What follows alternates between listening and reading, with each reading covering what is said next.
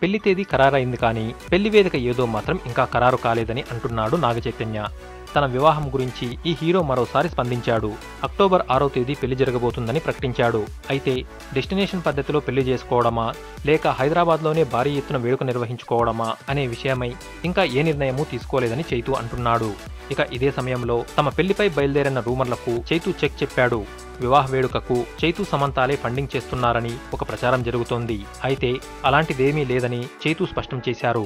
తమ పెళ్లికి తామే ఫండింగ్ చేసుకోవాలని నిర్ణయించుకోవడం కానీ అలా అని అనుకోవడం కానీ ఏమీ లేదని నాగచైతన్య స్పష్టం చేశాడు.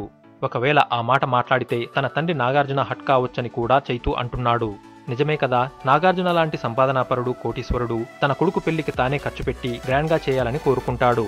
చైతూ సమంతాలు కూడా సంపాదనాపరులే అయినా స్వతహాగా కోట్లు సంపాదించిన వాళ్లే అయినప్పటికీ పెళ్లి ఖర్చులు వారే పెట్టుకుంటామంటే నాగార్జున ఒప్పుకోడు కదా. పెళ్లి ఖర్చుల గురించి తమకేం సంబంధం లేదని ఇరువురి పేరెంట్స్ మాట్లాడి ఆ విషయంలో ఒక అభిప్రాయానికి వస్తారని చైతూ వ్యాఖ్యానించాడు.